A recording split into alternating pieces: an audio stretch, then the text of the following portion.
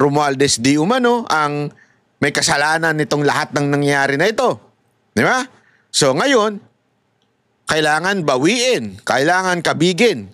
So nagpa-interview si Marcos at sinabi niya yan. Ito pa matindi. Ha? Ito matindi. Ito.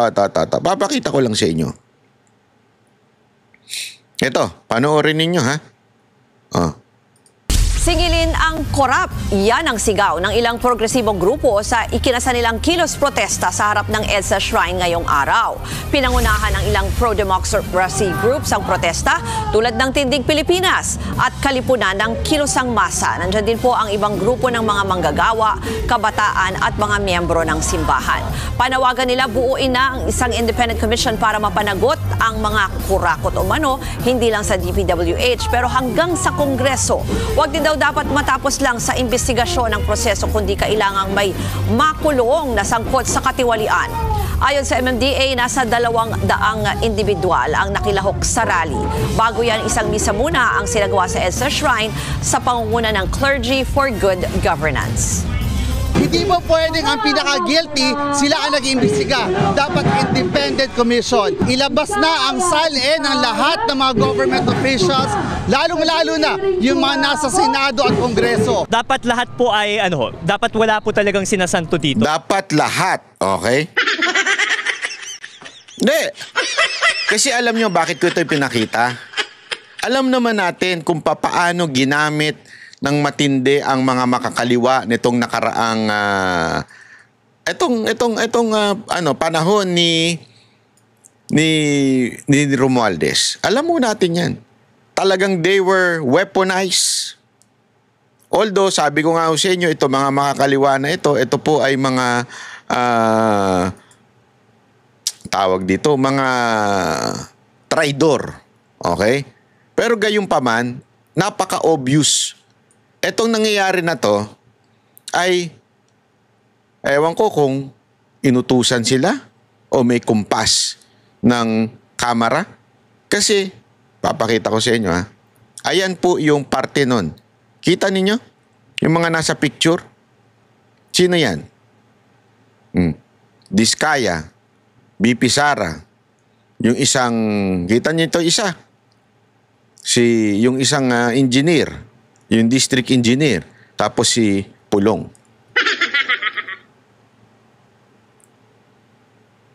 Di ba? Ang alam ko, congressman. Di ba? Ang binanggit si Zaldico tsaka si Romualdez. Bakit yung Duterte nandyan? That's why I think this is part of that grand plan na iiwas kay Martin Romualdez at kay Zaldico ang investigasyon at ipunta sa mga Duterte. Kasi alam nila nagalit na ang taong bayan. Alam nila nagalit na ang taong bayan, nakikita pa yung nangyayari sa Indonesia, nangyayari sa Nepal. Alam nilang konti na lang, sasabog na ang galit ng taong bayan sa Pilipinas. Kaya, paano nila ito kokontrahin? Weaponize yung certain group na mahilig mag-rally.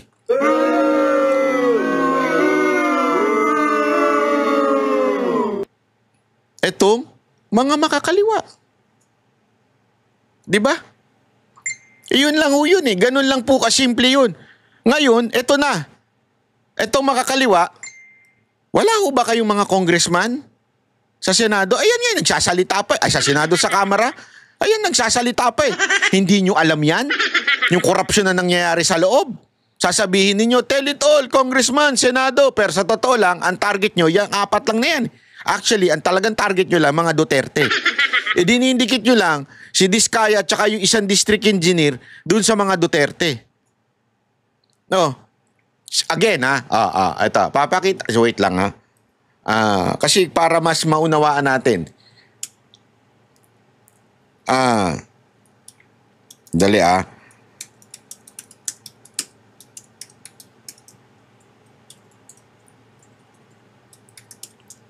Kasi mas tandaan ninyo, ito mga makakaliwa ito ha. Okay? Makakaliwa ito. Merong alitan dating anak bayan at yung akbayan. Hindi yan magkakasundo. Sabi nga nito, sabi ni Ka Eric, yung akbayan, mga hilaw na komunista, something like that. I forgot koning exact term na ginamit niya. Parang breakaway group yan with the left. With the alam natin, CPP, NPA, NDF. Di ba? Pero, ladies and gentlemen, akbayan yan, ha? Namumuno dyan. Sandali. Yung kanilang membro ba, nasaan? Remember, si Risa Ontiveros, isa sa mga kanilang tinuturing na pinuno, ay nasa majority block na Senate. May posisyon pa doon. Ano ang ibig sabihin ng majority block? Partido ng presidente yun. Ibig sabihin na doon ka sa kampo ng presidente ni Marcos.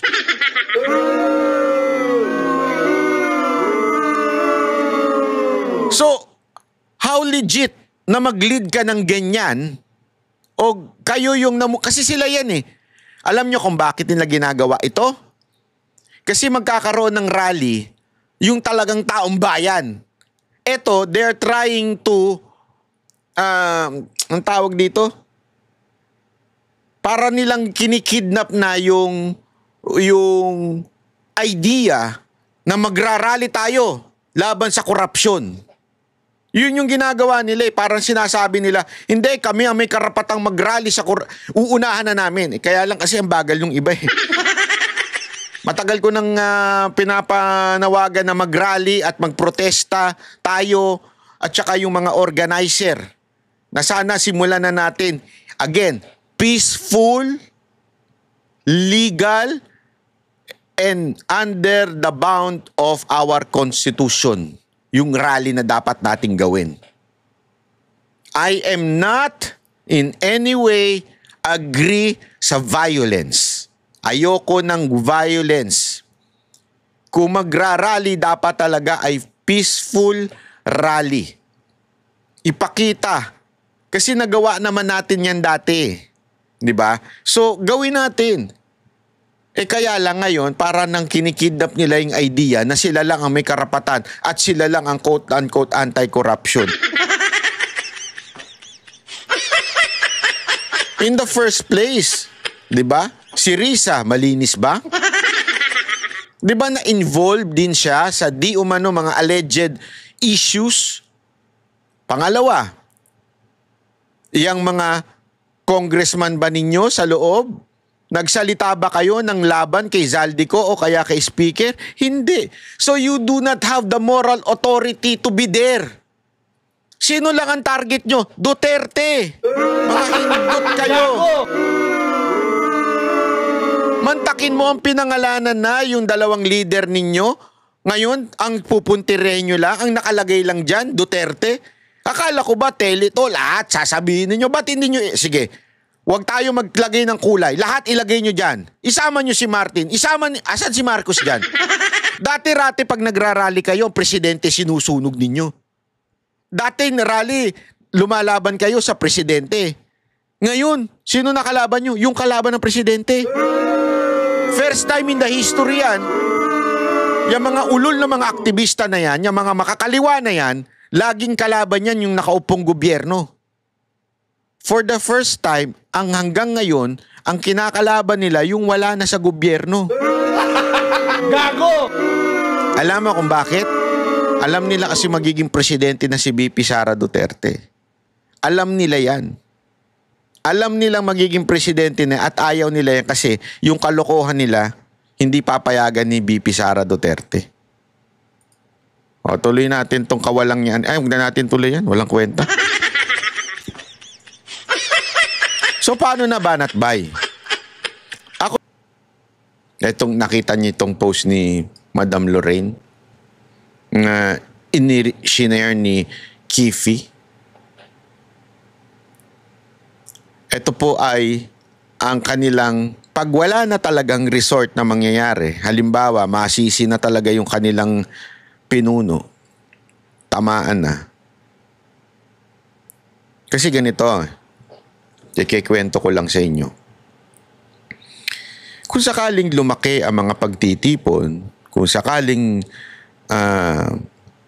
magkaroon ng pagpapalit ng presidente, ang makikinabang walang iba kung hindi si VP Sara Duterte. Tama, mali? Billions of money ang nakurap. Billions. Alam naman natin ang mga rallyista, lalo na yung mga makakaliwa na yan, nababayaran ng mga leaders niyan. They can be paid. Billions ang nakurap ng mga demonyo. Pwede silang magbayad ng billions sa mga leader to create chaos in our country and remove the president. They can do that. The problem is the sitting vice president is a Duterte. So therefore, ayaw nila nun. Kasi, itong demonyo na ito, di ko na lang papangalanan, hindi siya papayag na maupo ang presidente si VP Sara Duterte. Gagawin niya na at ginawa niya ng lahat para masira si VP Sara Duterte. So the only way na hindi maupo si VP Sara Duterte is to assassinate the vice president.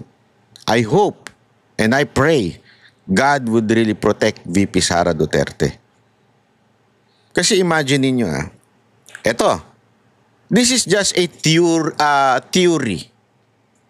Ako yung demonyo. Natuturo na ako. Marami naman akong pera. Gagamitin ko na lang itong mga bayarang rallyista para mag-rally to unseat the president. Tapos, yayariin ko si BP. Tapos, sino mauupo? I can pay, since may pera, anyone, sino ba mag-uupo dyan? Alam naman natin ang sistema nangyari sa ating bansa. Mga kasundaluhan, o di kaya ang Supreme Court, di ba? Sila yung napanumpa nun. I can pay billions. Billions na Ang usapan dito, hindi millions, billions. To sit someone that I want. Di ba? Plus, if I have the support of the West. Remember, galit ang West dito sa mga Duterte because of the foreign policy ng Duterte na hindi awayin ang China. Di ba? So, ibig sabihin, no, ladies and gentlemen, with all the instrument surrounding how to replace the president, the vice president, they can do it. They have the money, they have the power, they have the support of the West. Kaya nakakatakot to, mga kababayan. Kaya nga alam nyo, is this hopeless? I don't think so. Why? Because we have a God who sees everything. I know, it sounds, yun na lang ba talaga pag-asa natin? Yes. Yes, that's our, yan na lang pag-asa natin. Tandaan ninyo sa buhay, pag tayo may pinagdadaanan, dalawang bagay lang. Sa buhay ito, pag may dalawang bagay lang, para solusyonan ng problema sa buhay mo. Your way or God's way. Kaya nga, hindi ako pabor sa violence. We have to do it God's way. He has a way to reveal the truth. He can touch people's heart to change it and fight for our country. He can move people. He can use stones. Remember, in the Old Testament, He can use stones to speak about His words, His message. He can use anyone He wants if we would just trust in Him. Kaya let's just, alam mo, wala. If we would just depend on human beings, we would get frustrated. Yan ang tandaan nyo. Nakaka-frustrate ang magtiwala sa tao. Nakaka-frustrate ang maniwala sa tao. Kaya nga ang best way niyan is really pray for our country na Lord, please naman, grabe na ang korupsyon, grabe na ang nangyayari sa bayan namin. Tulungan nyo naman kami. Yun lang yun.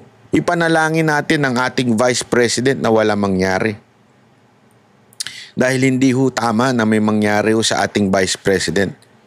At sana kung magkaroon man ng pagpapalit ng gobyerno, protect everyone. Yun lang sa akin. Ako, sabi ko nga sa inyo, legal and peaceful ang sanang mangyari sa ating bayan. Yun lang. Ako ayan. I always say that. Legal, peaceful ang mangyari sa ating bayan. Pero kasama po ang legal process ay yung magprotesta tayo. Ipahayag natin sa ating gobyerno ang ating nararamdaman. Kami ang boses ng masa, hindi natatakot. Katotohanan lang, di kami nalulunod. Walang bahid ng sismis, lahat ay totoo. Kahit sino ka pa, pag mali ka babanatan ka. Walang pinipiling kulay, wala kaming kinikilingan. Basta para sa bayan, kami lalaban. Pag tama palakpakan, pag mali banatan, di matitinag, di matatakot. Para sa bayan, tuloy ang sigaw. Sa harap ng kamera, walang halong takot. Mga baluktot, lahat kayo'y tutumba. Ang hustisya at totoo, yun lang ang mahalaga. Kahit sinong harang, di kami matitinag. Walang pinipiling kulay, wala kaming kinikilingan. Basta para sa bayan, kami lalaban. Pag tama palakpakan, pag mali banatan, di matitinag, di matatakot. Para sa bayan, tuloy ang sigaw. Kung nasa tama ka, ikaw ay aming kasama. Pero pag mali ka, handa ka na bang mabasag? Banateros kami, walang inuunan. Dahil bayan muna, bago ang sarili.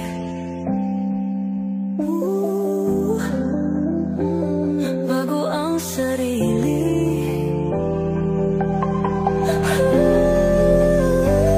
Pag tama palakpakan, pag mali banatan, banateros ang sigaw. Katotohanan ang laban.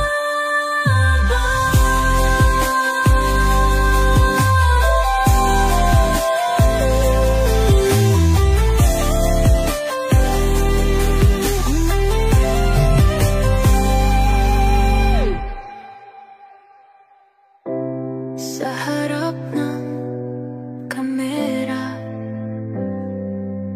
walang halong takot.